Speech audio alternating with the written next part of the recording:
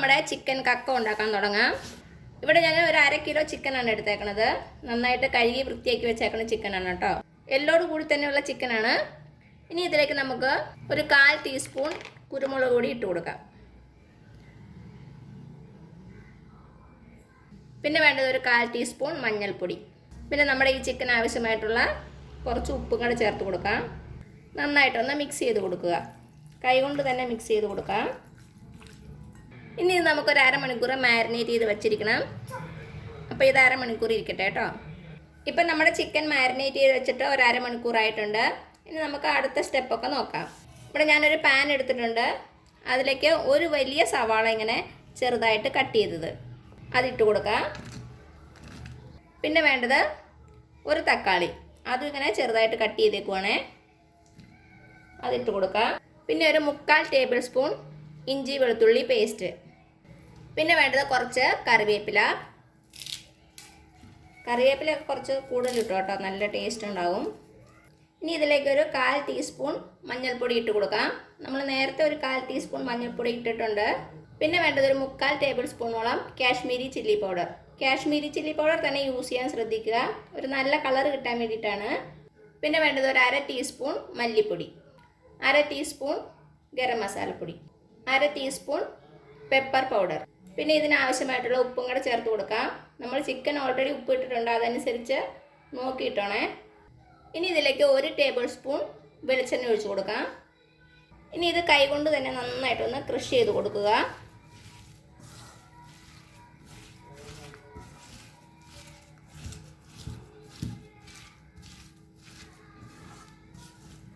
നമ്മുടെ ഇൻഗ്രീഡിയൻസ് എല്ലാം കൂടെ നന്നായിട്ട് മിക്സ് ആകണം.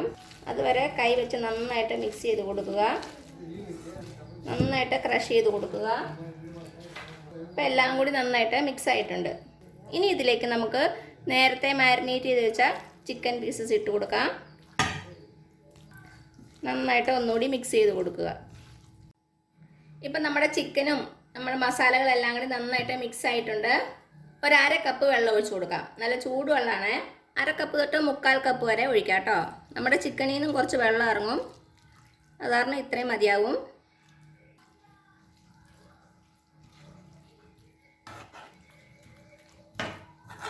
ഒന്നുകൂടി ഒന്ന് മിക്സ് ചെയ്ത് കൊടുക്കുക. നമ്മൾ കാശ്മീരി ചില്ലി പൗഡർ ഇട്ട കാരണമാണ് ഇത്രയും നല്ല കളർ വരുന്നത്. അപ്പം നിങ്ങൾക്ക് കാശ്മീരി ചില്ലി പൗഡർ ഇല്ലെങ്കിൽ നോർമൽ ചില്ലി ആയാലും മതി. പക്ഷേ ഇത്രയും കളർ കാണൂല കേട്ടോ, ടേസ്റ്റിന് വ്യത്യാസമൊന്നും വരില്ല.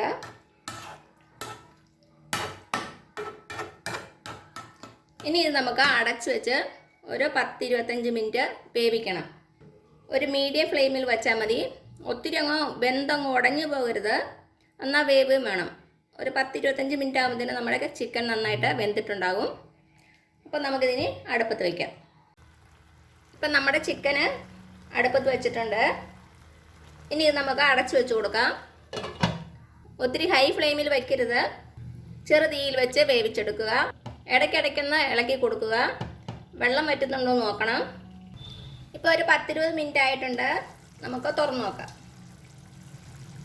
ഇടയ്ക്കിടയ്ക്ക് 2-3 പ്രാവശ്യം ഞാൻ ഇളക്കി കൊടുത്തിട്ടുണ്ടായിരുന്നു. ഇനി നമുക്ക് നമ്മുടെ ചിക്കൻ പീസസ് മാത്രമായിട്ടൊന്ന് എടുത്ത് മാറ്റാം. നമുക്ക് ഗ്രേവി ഇപ്പോൾ ആവശ്യമില്ല, പീസസ് മാത്രം നമുക്ക് എടുത്ത് വേറൊരു പാത്രത്തിലേക്ക് മാറ്റാം.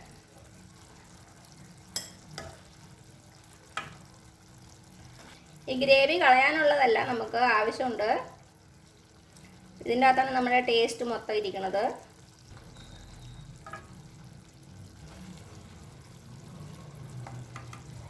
ഇനി ഈ ഗ്രേവി നമുക്ക് നന്നായിട്ടൊന്ന് വറ്റിച്ചെടുക്കണം. നല്ല തിക്ക് ഗ്രേവി ആക്കണം. ചെറു തീയിൽ വെച്ചാൽ മതി.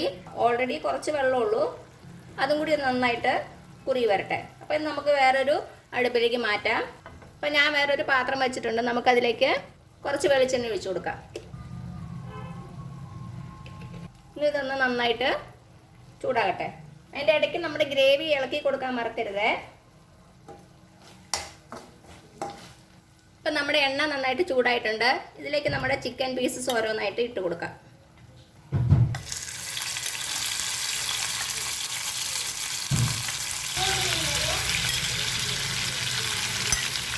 ഇപ്പം നമ്മുടെ ചിക്കൻ പീസസ് എല്ലാം ഇട്ടിട്ടുണ്ട്. ഇനി അതൊരു മീഡിയം ഫ്ലെയിമിൽ വെച്ചിട്ട് എല്ലാ സൈഡും ഒന്ന് ബ്രൗൺ കളർ ആകുന്ന വരെ നമുക്ക് ഫ്രൈ ചെയ്തെടുക്കാം.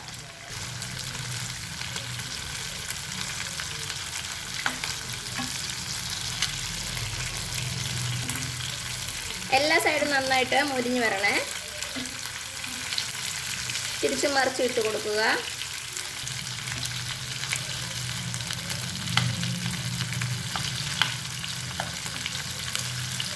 അപ്പം നമ്മുടെ ഗ്രേവിയുടെ വെള്ളമൊക്കെ വറ്റി നന്നായിട്ട് തിക്കായിട്ടുണ്ട്. ഞാൻ തീ ഓഫ് ചെയ്യുകയാണ്. ഇനി നമ്മുടെ ചിക്കൻ ഒന്ന് ഫ്രൈ ആയിട്ട് വരട്ടെ. പെട്ടെന്ന് ഫ്രൈ ആകും, നമ്മൾ ഓൾറെഡി വേവിച്ചതാണല്ലോ.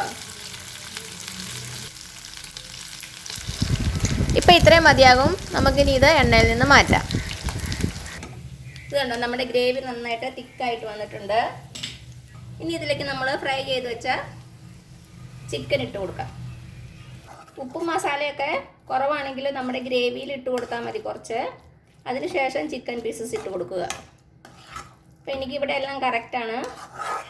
നമുക്ക് 1 ടേബിൾ സ്പൂൺ വെളിച്ചെണ്ണ ഒഴിച്ച് കൊടുക്കാം. നമ്മൾ നേരത്തെ ഫ്രൈ ചെയ്തില്ലേ, ആ എണ്ണയിൽ നിന്ന് മതി. അപ്പോൾ എല്ലാം കൂടെ നമ്മുടെ മസാലയും ചിക്കനും എല്ലാം കൂടെ നന്നായിട്ട് പെരണ്ട് വന്നിട്ടുണ്ട്. തീ ലോ ഫ്ലെയിമിലാട്ടോ. ഇനി ഇത് നമുക്കൊരു 3-4 മിനിറ്റ് ഒന്ന് അടച്ചു വെച്ച് കൊടുക്കാം. അപ്പോൾ എല്ലാം കൂടി ഒന്ന് നന്നായിട്ട് സെറ്റായിട്ട് വരും. ഇത് നമുക്ക് ചപ്പാത്തിയുടെ കൂടെയും പൊറോട്ടയുടെ കൂടെയും നെയ്ച്ചോറിൻ്റെ കൂടെയും ഫ്രൈഡ് റൈസിൻ്റെ ഒക്കെ കൂടെ പോകുന്നൊരു നല്ലൊരു റോസ്റ്റാണ്. നല്ല ടേസ്റ്റിയാണ്. ഇപ്പോൾ ഒരു 3-4 മിനിറ്റ് ആയിട്ടുണ്ട്. നമുക്ക് തുറന്ന് നോക്കാം.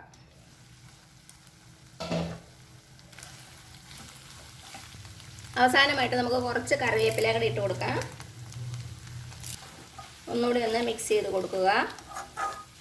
ഞാൻ തീ ഓഫ് ചെയ്യാണ്. അപ്പോൾ ഇത്രയേ ഉള്ളൂ നമ്മുടെ ടേസ്റ്റി ആയിട്ടുള്ള മലബാർ സ്റ്റൈലിലുള്ള കോഴിക്കക്കം. അപ്പോൾ തയ്യാറാക്കി നോക്കൂ. എന്നിട്ട് അഭിപ്രായങ്ങളൊന്നും അറിയിക്കാൻ മറക്കരുത്. അപ്പോൾ ഈ വീഡിയോ ഇഷ്ടമാവുകയാണെങ്കിൽ സബ്സ്ക്രൈബ് ചെയ്യാൻ മറക്കരുത്. അതേപോലെ തന്നെ ലൈക്ക് ചെയ്യാനും ഷെയർ ചെയ്യാനും. ഞാൻ നേരത്തെ 2-3 ചിക്കൻ റെസിപ്പീസ് ഇട്ടിട്ടുണ്ട്. കാണാത്തവരൊന്ന് കണ്ടു നോക്കുക. അപ്പോൾ ഇനി പുതിയൊരു വീഡിയോ ആയിട്ട് വരുന്നവരേക്കും താങ്ക് യു സോ മച്ച്.